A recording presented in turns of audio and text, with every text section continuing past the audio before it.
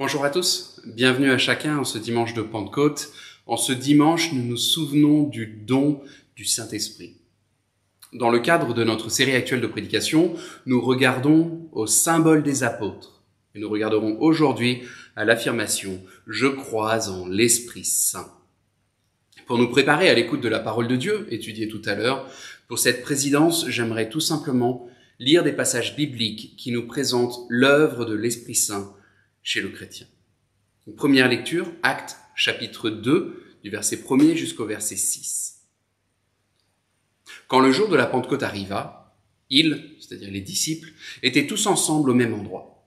Tout à coup, il vint du ciel un bruit comme celui d'un vent violent qui remplit toute la maison où ils étaient assis. Des langues qui semblaient de feu leur apparurent, séparées les unes des autres, et elles se posèrent sur chacun d'eux. Ils furent tous remplis du Saint-Esprit et se mirent à parler en d'autres langues, comme l'Esprit leur donnait de s'exprimer. Or, il y avait en séjour à Jérusalem des Juifs, hommes pieux venus de toutes les nations qui sont sous le ciel. À ce bruit, ils accoururent en foule et furent stupéfaits parce que chacun les entendait parler dans sa propre langue. Jean chapitre 14, versets 15 à 20. Si vous m'aimez, respectez mes commandements. Quant à moi, je prierai le Père, et il vous donnera un autre défenseur, afin qu'il reste éternellement avec vous, l'Esprit de la vérité, que le monde ne peut pas accepter parce qu'il ne le voit pas et ne le connaît pas. Mais vous, vous le connaissez, car il reste avec vous et il sera en vous. Je ne vous laisserai pas orphelin, je reviens vers vous. Encore un peu de temps et le monde ne me verra plus. Mais vous, vous me verrez parce que je vis et parce que vous vivrez aussi. Ce jour-là, vous saurez que je suis en mon Père, que vous êtes en moi et moi en vous. Jean chapitre 15, versets 26 et 27. Quand sera venu le défenseur que je vous enverrai de la part du Père, l'Esprit de la vérité qui vient du Père, il rendra témoignage de moi. Et vous aussi, vous me rendrez témoignage parce que vous êtes avec moi depuis le début. Une dernière lecture pour cette présidence, Romains chapitre 8, versets 14 à 16. En effet, tous ceux qui sont conduits par l'Esprit de Dieu sont fils de Dieu. Et vous n'avez pas reçu un esprit d'esclavage pour être encore dans la crainte, mais vous avez reçu un esprit d'adoption par lequel nous crions « Abba, Père ». L'Esprit lui-même rend témoignage à notre esprit que nous sommes enfants de Dieu. L'Esprit nous amène à reconnaître Jésus-Christ comme Seigneur et Sauveur. C'est par le Saint-Esprit que nous pouvons crier « Abba, Père ». Le Saint-Esprit nous amène à Jésus. Lors de notre conversion, le Saint-Esprit nous amène à comprendre l'œuvre de Jésus. Puis jour après jour, le Saint-Esprit nous amène à mieux connaître Jésus-Christ. Et afin de nous préparer à l'écoute de la parole de Dieu, je vous invite à chanter comme une prière « Seigneur, attire ». Seigneur, attire mon cœur à toi.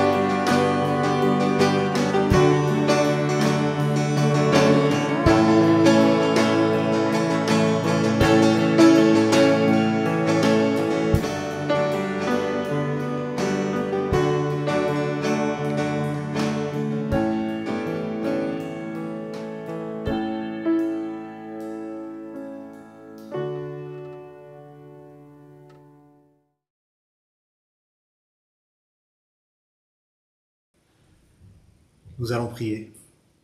Notre Dieu, notre Père, nous voulons te remercier pour ta parole qui nous est donnée une fois pour toutes et que nous avons la joie d'ouvrir aujourd'hui. Merci pour la grâce que tu nous fais de mieux te connaître par cette parole et de comprendre qui tu es, de comprendre qui nous sommes par rapport à toi, de comprendre ce que tu nous appelles à vivre. Merci pour ton Saint-Esprit qui a inspiré cette parole et qui illumine notre pensée pour que nous puissions la recevoir et la comprendre. Et c'est ce que nous te demandons précisément de faire aujourd'hui par ton Esprit. Éclaire-nous, illumine-nous par elle. Au nom de Jésus. Amen. Nous allons lire dans l'Évangile de Jean, le chapitre 16, au verset 5 à 15. Évangile de Jean, chapitre 16, les versets 5 à 15. Maintenant, je vais auprès de celui qui m'a envoyé, et aucun de vous ne me demande où je vais. Mais à cause de ce que je vous ai dit, la tristesse vous a envahi. Pourtant, c'est la vérité que je vais vous dire. Il vaut mieux pour vous que je m'en aille. En effet, si je ne m'en vais pas, le défenseur en justice ne viendra pas à vous. Mais si je m'en vais, alors je vous l'enverrai. Et quand il sera venu, il produira la preuve que le monde s'égare au sujet du péché, de ce qui est juste et du jugement. Au sujet du péché, parce que le monde ne croit pas en moi. Au sujet de ce qui est juste, parce que je m'en vais auprès du Père et que vous ne me verrez plus. Et au sujet du jugement, parce que le dominateur de ce monde est d'ores et déjà condamné. J'ai encore beaucoup de choses à vous dire, mais elles sont encore trop lourdes à porter pour vous. Quand l'Esprit de vérité sera venu, il vous conduira dans la vérité tout entière, car il ne parlera pas de lui-même, mais tout ce qu'il aura entendu, il le dira, et il vous annoncera les choses à venir. Il manifestera ma gloire, car il puisera dans ce qui est à moi et vous l'annoncera. Tout ce que le Père possède m'appartient à moi aussi. Voilà pourquoi je vous dis qu'il puisera dans ce qui est à moi et vous l'annoncera. Amen. Dans le roman Orgueil et préjugés de Jane Austen, l'auteur nous présente un changement total de perspective. Ce qui apparaissait évident au début du roman se trouve inversé à la fin. Mr. Darcy, qui apparaissait au début du roman comme un homme hautain et froid, s'avère en définitive sensible et généreux. Inversement, Mr. Bingley, qui semblait au départ sympathique et bienveillant, s'avère finalement irresponsable et superficiel.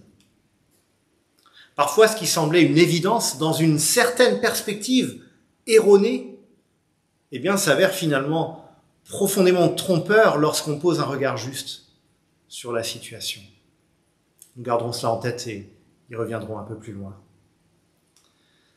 Aujourd'hui, nous reprenons notre série sur le credo ou symbole des apôtres, ce texte datant des premiers siècles de l'histoire de l'Église qui résume l'essentiel de la foi chrétienne. Et aujourd'hui, pour ce dimanche de Pentecôte, nous arrivons à l'affirmation suivante. Je crois en l'Esprit Saint. Et si nous l'envisageons de manière communautaire, nous croyons en l'Esprit Saint. À la Pentecôte, nous nous rappelons tout particulièrement le don du Saint-Esprit, ou Esprit Saint, qui est entré puissamment dans la vie des disciples de Jésus. Bien sûr, Dieu le Saint-Esprit, troisième personne de la Trinité, existe depuis toujours et existera toujours. Mais depuis cette première Pentecôte chrétienne, l'Esprit vient rencontrer et habiter la vie de tous ceux et celles qui placent leur foi en Jésus-Christ. Être chrétien, c'est, entre autres choses, mais de façon essentielle, c'est être appelé à se laisser conduire par l'Esprit Saint. Il y a beaucoup d'aspects de cette réalité que nous pourrions explorer à partir d'ailleurs de différents textes bibliques. Mais aujourd'hui, nous allons nous pencher sur ce thème du Saint-Esprit et de son action dans nos vies en examinant le texte de l'Évangile de Jean que j'ai lu il y a quelques instants. Un texte où Jésus annonce la venue de l'Esprit et dévoile un aspect central de son rôle. L'Esprit témoignera en faveur de la vérité de Dieu et contre le mensonge d'un monde qui s'est détourné de Dieu. Nous aurons 3 temps de réflexion sur ce texte. D'abord, le bienfait du don de l'Esprit, au verset 5 à 7, puis le témoignage de l'Esprit contre le monde incroyant, au verset 8 à 11, et enfin le témoignage de l'Esprit en faveur de la vérité de Jésus-Christ, au versets 12 à 15. D'abord donc le bienfait du don de l'Esprit. Imaginez la scène. Jésus est à table avec ses disciples pour son dernier repas avant son arrestation, puis sa crucifixion. L'heure est terrible, elle est poignante. Et alors que les disciples ont mis beaucoup de temps à comprendre ce qui se tramait, cette fois, les choses sont claires et ils savent que Jésus va s'en aller. Et c'est pour ça qu'au verset 6, la tristesse les a envahis. C'est Jésus lui-même qui le constate. Jésus va vers la croix. Il va être livré aux chefs religieux et aux soldats romains, outragé puis exécuté. Jésus le sait. Or, il ne recule pas devant cette terrible perspective. Parce que cette mort, elle est au cœur de sa mission. C'est la mort sacrificielle pour les pécheurs. Jésus va subir à notre place la colère de Dieu contre nos offenses, nos péchés, notre égarement. Et il va le faire pour que nous n'ayons plus jamais à subir cette colère, mais au contraire, pour que nous puissions recevoir le plein pardon de Dieu. Alors les disciples n'avaient pas encore saisi tout cela, mais ils ont compris que Jésus va s'en aller. Et on imagine leur désarroi. Jésus n'est pas seulement leur ami, un ami proche, intime, il l'est, mais plus encore, c'est leur maître qui les a appelés à sa suite et qui a changé leur vie. Et il leur a annoncé que le royaume de Dieu était arrivé, avait commencé en tout cas d'arriver avec sa venue, qu'une nouvelle ère s'ouvrait dans laquelle Dieu offre abondamment son pardon et une vie nouvelle. Comment imaginer que Jésus s'en aille maintenant ? Et pourtant, le message de Jésus dans ses derniers échanges avec ses disciples n'est pas un message de désespoir ou de fatalité, mais au contraire, un message de profonde espérance. Alors comment Jésus va-t-il réveiller l'espérance de ses disciples ? Comment est-ce qu'il va les encourager dans ces moments si graves et leur donner une perspective nouvelle ? Eh bien, on penserait spontanément qu'il le ferait en parlant de sa résurrection. Et pourtant, s'il va bien évoquer sa résurrection à certains moments lors de ce repas, il va plus encore mettre l'accent sur ce qui passera quelque temps après sa résurrection, le don du Saint-Esprit. Et Jésus va aller jusqu'à dire à ses disciples que son départ est une bonne chose pour eux. Verset 7, « Pourtant, c'est la vérité que je vais vous dire. Il vaut mieux pour vous que je m'en aille. En effet, si je ne m'en vais pas, le défenseur en justice ne viendra pas à vous. Mais si je m'en vais, alors je vous l'enverrai. » Le défenseur en justice, ou dans d'autres traductions, le défenseur ou le conseiller. C'est ainsi que Jésus désigne ici le Saint-Esprit. On commence par noter qu'il le désigne comme une personne, non comme une force ou simplement un aspect de l'action de Dieu. C'est quelqu'un qui va venir. Et sa venue, dit Jésus, est une bonne, une merveilleuse nouvelle pour les disciples. Il est même préférable pour eux que Jésus s'en aille et leur envoie l'Esprit. Bien sûr, il ne s'agit pas de dire que la présence de l'Esprit serait supérieure à la présence de Jésus. Jésus, d'ailleurs, ne s'efface pas, il ne passe pas la main. Il retourne auprès du Père pour régner avec lui. Et il va annoncer son retour. Il l'a déjà annoncé, d'ailleurs.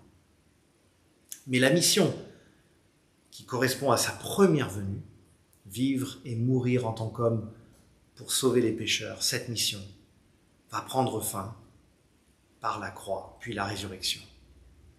Désormais, Jésus va retourner auprès du Père et il va poursuivre son œuvre par l'intermédiaire du Saint-Esprit. Et cette nouvelle réalité, dit Jésus, est préférable pour ses disciples.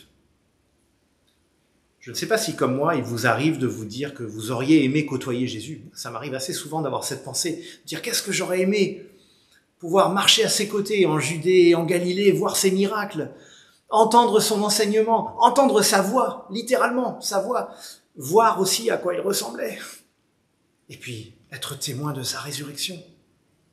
Et ce sentiment est compréhensible, je ne pense pas qu'il faille le condamner, mais Jésus semble nous dire ici que la situation actuelle, marquée par la présence directe de l'Esprit dans la vie des disciples, est encore meilleure. Comment comprendre cela ? D'une part, parce que cela correspond à l'accomplissement du plan de Dieu. La mission de Jésus est accomplie, il a vaincu la mort, il retourne auprès du Père, il reviendra au jour fixé par le Père.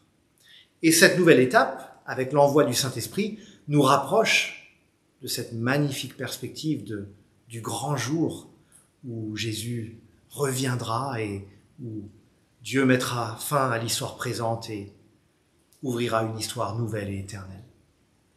Et puis, le ministère terrestre de Jésus, comme on l'appelle souvent, tout en étant central et décisif dans ses effets, évidemment, ce ministère s'est déroulé concrètement à un moment précis de l'histoire dans un tout petit pays pendant quelques années seulement. Tandis qu'aujourd'hui, le message de Jésus est proclamé et cru aux quatre coins de la terre et au fil des siècles. Et cette perspective-là, dit Jésus à ses disciples, cette proclamation à grande échelle de la bonne nouvelle de Jésus est plus grandiose que de l'avoir lui physiquement à leur côté, comme ce fut le cas pendant quelques années. Jésus poursuit son œuvre par l'Esprit à grande échelle. Mais cette œuvre, elle devait passer par la croix, puis la résurrection et l'ascension, le retour vers le Père. Oui, il est bon, il est préférable pour les disciples que Jésus s'en aille physiquement pour rejoindre le Père, mais les équipes, eux, par le Saint-Esprit, pour rassembler une nouvelle humanité réconciliée avec Dieu, l'Église. Et ça doit nous faire réfléchir au privilège stupéfiant qui nous est donné en tant que disciples de Jésus. Si nous avons confié notre vie au Christ, Dieu, par son Saint-Esprit, vient investir notre vie. Il vient conduire, en dépit de toutes nos résistances, notre pensée, notre volonté, pour que nous puissions refléter sa personne, sa pensée, sa volonté, et voir clair sur les mensonges d'un monde qui rejette son Sauveur. Et c'est ce que Jésus va expliquer dans la suite de notre texte. L'Esprit va opérer ce changement de perspective auquel j'ai fait allusion en introduction avec l'exemple d'orgueil et préjugés. L'Esprit va nous aider à voir ce qui apparaît comme une évidence à l'homme pécheur, ce qui apparaît comme une évidence à l'homme pécheur s'avère en réalité mensonger, tandis que ce qui semblait inconcevable pour l'homme pécheur est en fait la vérité de Dieu. Nous arrivons à notre deuxième point, le témoignage de l'Esprit contre le monde incroyant. Le 9 août 1944, avant même que la libération ait été achevée, fut promulguée une ordonnance dite relative au rétablissement de la légalité républicaine sur le territoire continental. Comme quoi déjà à l'époque on avait des noms de loi à rallonge et alambiqués. Mais évidemment c'était une loi très importante. Cette ordonnance, pour faire simple, déclarait illégales et donc nulles et non avenues toutes les lois du régime de Vichy. La France déclarait que ce qu'avait décrété le régime de Vichy n'avait aucune valeur juridique. Parfois, c'est la prétendue justice qui se trouve finalement jugée. Et c'est ce que Jésus va expliquer dans la suite de notre texte. Nous sommes autour d'un repas, mais quelques heures plus tard, c'est un procès qui aura lieu, celui de Jésus. Il sera traduit devant les responsables religieux de son temps, insulté, diffamé, dans une parodie de justice, puis condamné pour blasphème, et ensuite torturé et traduit devant les autorités romaines.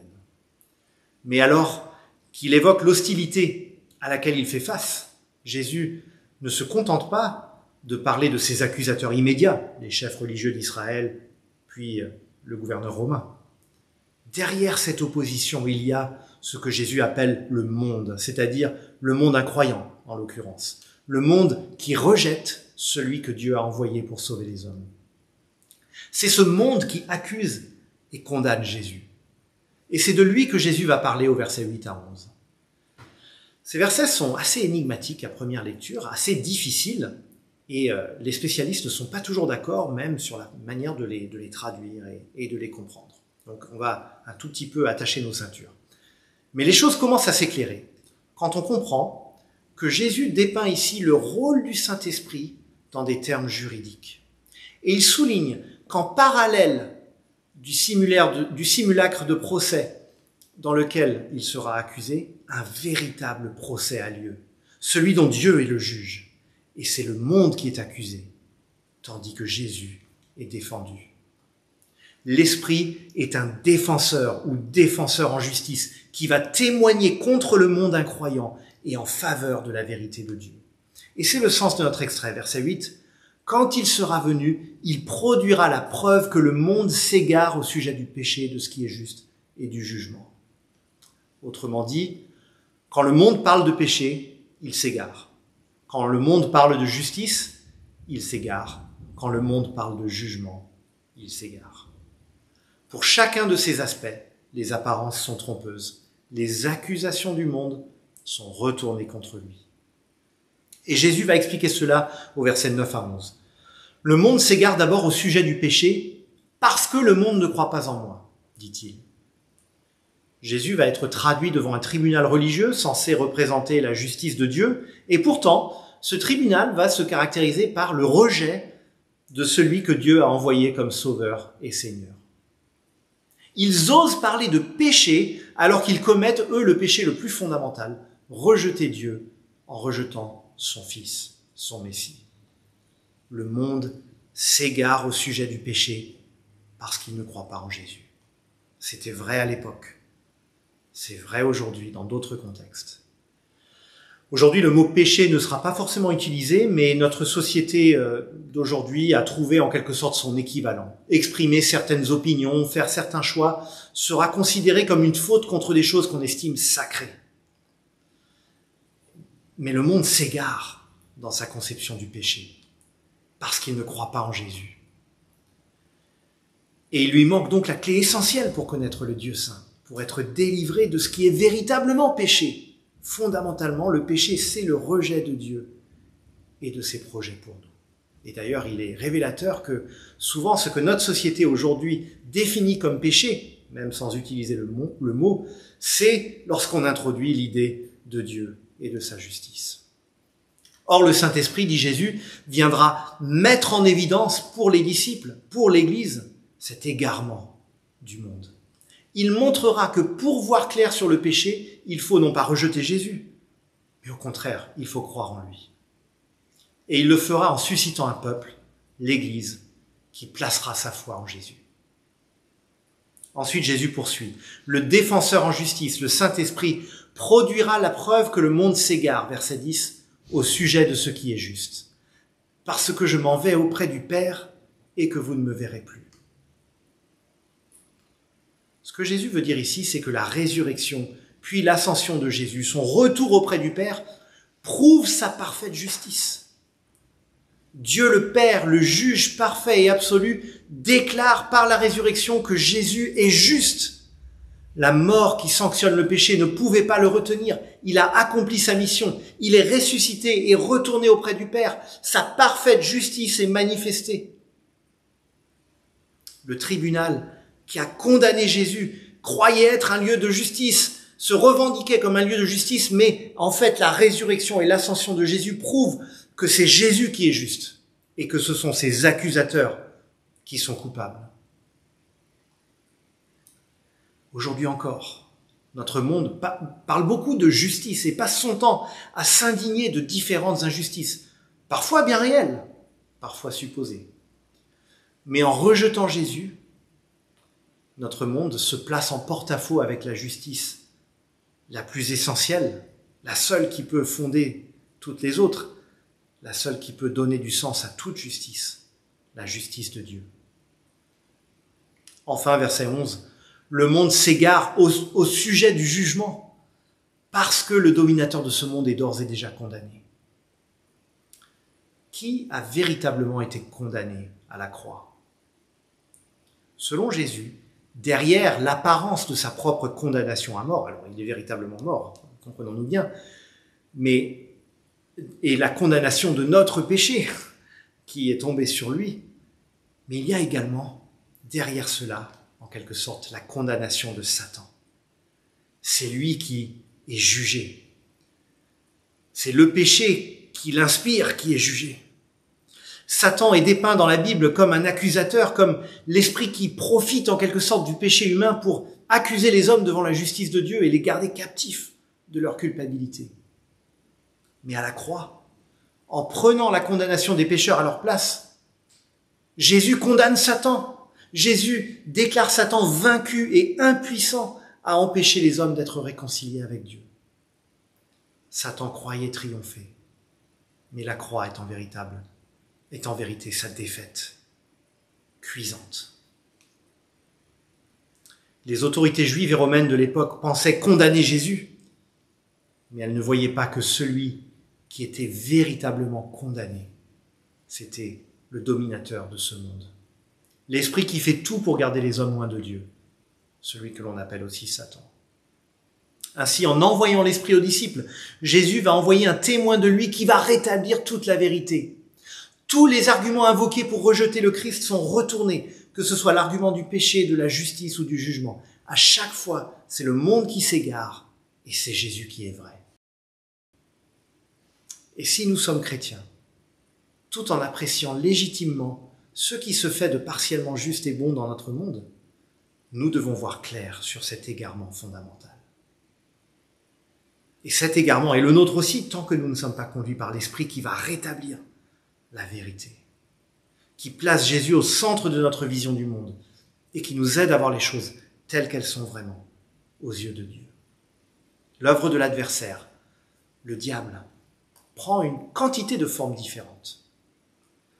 Des formes spectaculaires parfois, des formes subtiles parfois, des formes très religieuses en fait, ou des formes complètement athées ou libertaires.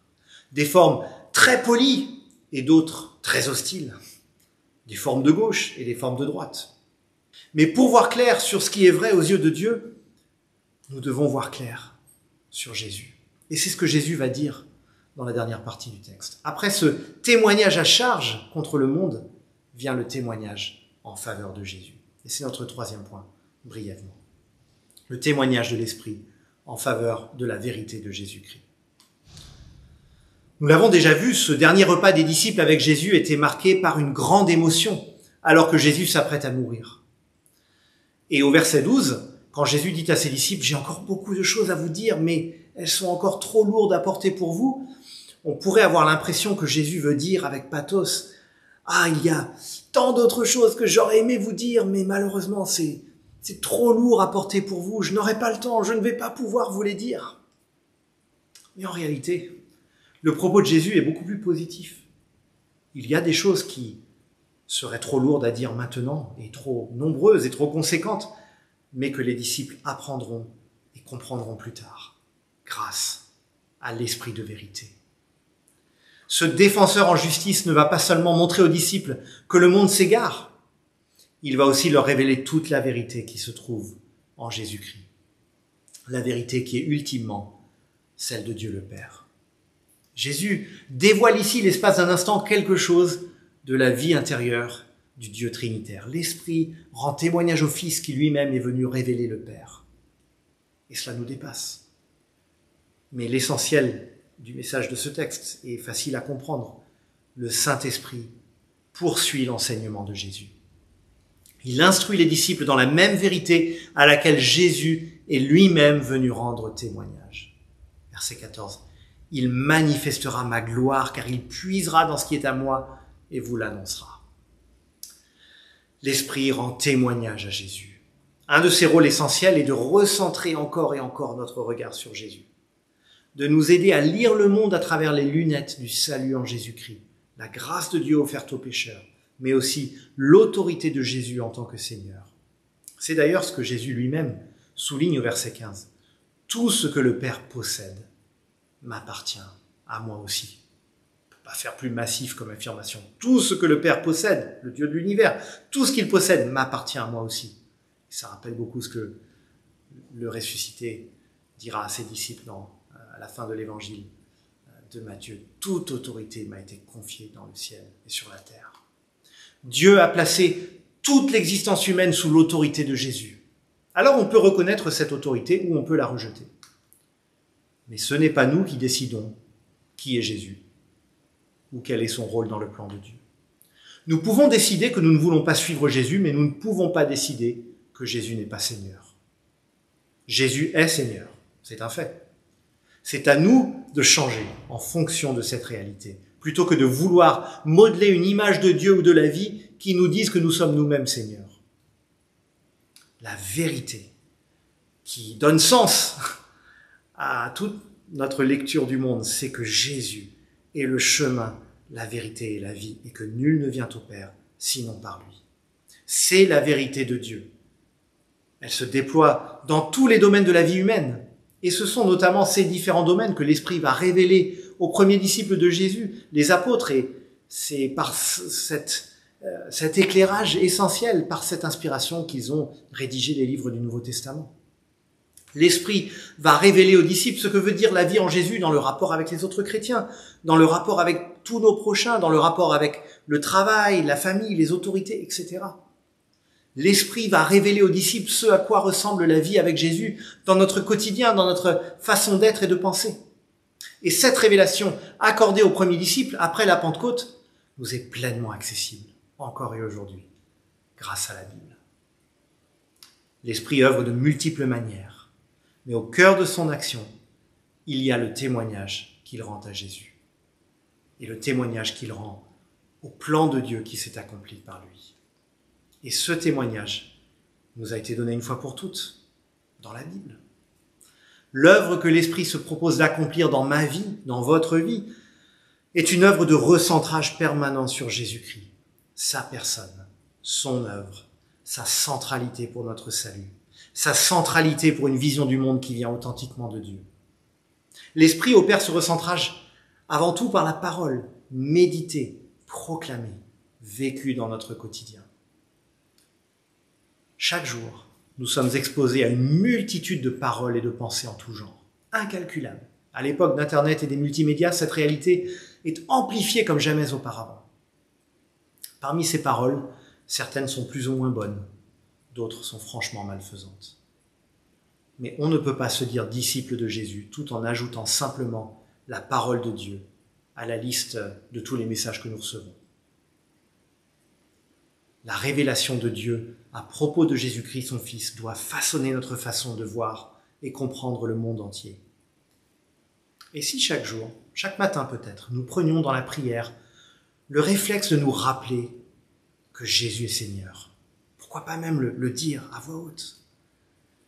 Il est Seigneur de la journée qui commence, Seigneur de notre travail, Seigneur de tous les échanges que nous aurons, Seigneur de nos relations, Seigneur de nos pensées, Seigneur de notre ville, Seigneur de notre pays, de notre monde. Par nous-mêmes, nous ne pensons pas comme ça. C'est pourquoi nous avons tant besoin du Saint-Esprit. Nous le recevons lorsque nous confions notre vie à Christ, mais chaque jour, nous sommes appelés à lui laisser un peu plus la place. Et pour être clair, le meilleur moyen de lui laisser la place, c'est de s'imprégner des Écritures, la Bible, la lire, l'écouter, la méditer, puis prier à sa lumière. Lutter aussi un peu avec elle, oui, parfois, car la parole de Dieu n'est pas toujours facile à entendre. Mais si nous luttons avec Dieu comme Jacob, c'est parce que nous avons besoin de lui et de sa bénédiction. Nous avons besoin de voir le monde tel que Dieu le voit. Chaque jour, nous avons besoin du Saint-Esprit. Que le Seigneur nous donne de lui faire toute la place. Amen. En réponse à ce que nous venons d'entendre, et là encore comme une prière, chantons « Ô prends mon âme ».